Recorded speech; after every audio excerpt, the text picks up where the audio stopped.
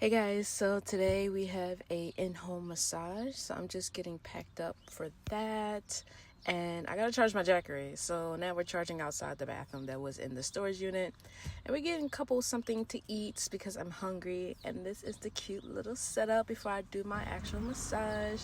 And then after that I decided to do some Uber Eats because I still needed some money. So we got Olive Garden today, so excited because I was really craving pasta bad.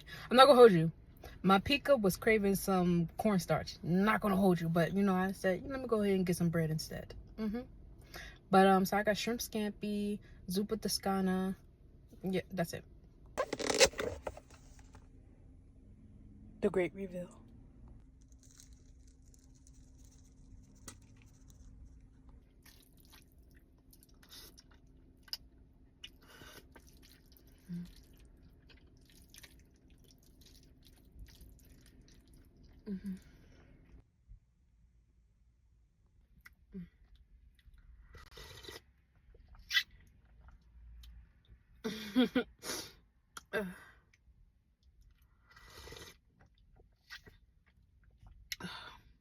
This is exactly what I needed on my period.